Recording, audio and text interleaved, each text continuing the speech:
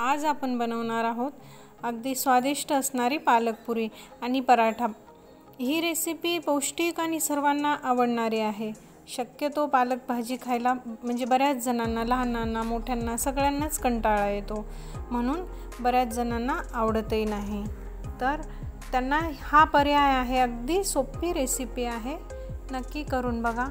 प्रत्येकांना आवडणारी आहे, लहान मुलं असो मोठे असो सगळ्यांना आवडणारी आहे।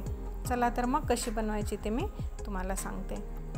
पराठा आणि पुरी बनवण्यासाठी मी 7 ते 8 लसूण पाकळ्या घेतलेल्या आहेत, 5 ते 6 हिरव्या मिरच्या, 4-5 चमचे तीळ घेतलेले आहेत, भरपूर अशी कोथिंबीर घेतलेली आहे आणि पालक घेतलेला आहे, अर्धी जुडी पालक आहे हा। आता आपण बारीक कट करून घेतलेला आहे पालक।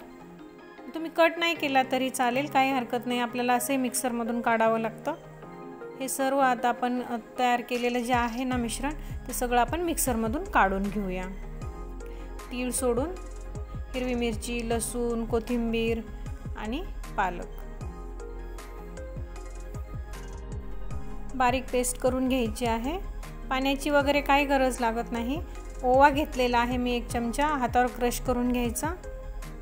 जिरं घेतलेले आहे 1 चमचा। हे बघा, ह्याप्रमाणे मी बारीक करून घेतलेली आहे, पेस्ट तयार केलेली आहे। आता त्यामध्ये मी 1 ते 1.5 वाटी गव्हाचं पीठ टाकलेलं आहे आणि 2 चमचे डाळीचं पीठ। जास्त टाकायचं नाही डाळीचं पीठ, कारण करपतात ते म्हणून, आणि चवीप्रमाणे मीठ। आता हे तीळ जे आहे ना घेतलेले ते आपण त्याच्यामध्ये मिक्स करूया। थोडीशी हळद टाकून घ्यायची आणि आता हे सर्व मिश्रण एकत्र करायचं। छान व्यवस्थित पीठ मळून घ्यायचं आहे आपल्याला। जास्त पातळ नका बनवू, आपण जसं पोळ्यांना बनवतो ना त्याप्रमाणे बनवून घ्यायचं आहे। तुम्हाला जसं आवडतील छोटे मोठे त्या साइजचे आपण आता पराठे बनवून घेऊया। हे पराठे छान मऊसूत होतात, तुम्हाला मुलांना टिफिन मध्ये जरी द्यायचे असतील ना तरीही चालतात, कारण ते 2 नाही 4 ते 5 तास सुद्धा एकदम मऊ राहतात। जास्त कडक भाजायचं नाही याला। आपण जसं पोळीचा उंडा वगैरे करून घेतो ना त्याप्रमाणेच तयार करून घ्यायचे आहे, लाटायचे आहे।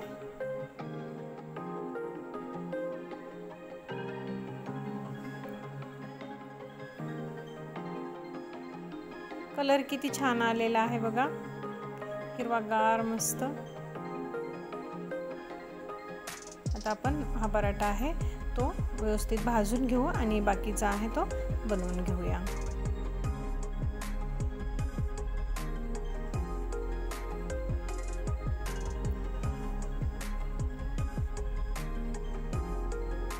चवीला फार मस्त लागतात।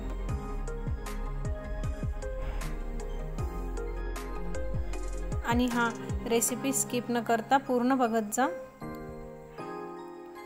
बघा किती छान झालेले आहेत पराठे।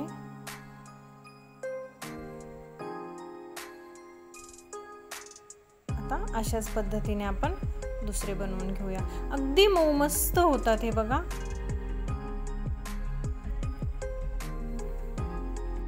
आता मी बाकीचे पराठे बनवून घेते आणि सेम पिठापासून आपण पुऱ्याही बनवू शकतो।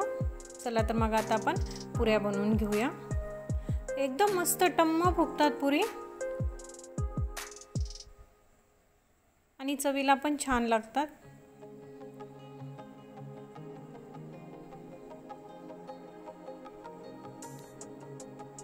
दोन 3 दिवस पुऱ्या ह्या मस्त टिकतात।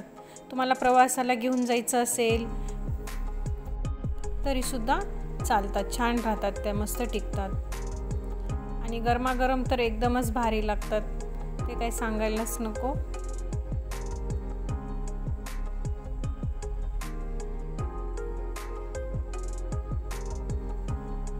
आता ह्या पद्धतीने मी सर्व पुऱ्या बनवून घेते।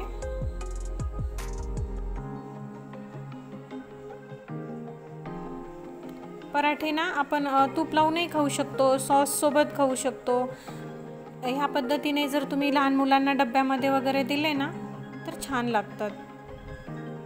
वरतून तूप लावायचं आणि बघा असा रोल करायचा आणि टिफिनमध्ये द्यायचा. भारी आहे की नाही रेसिपी?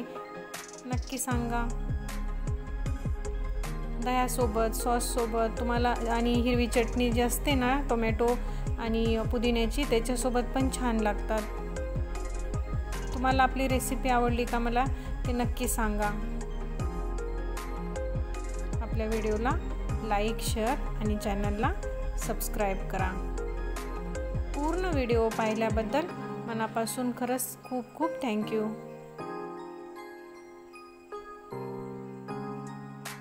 बाय.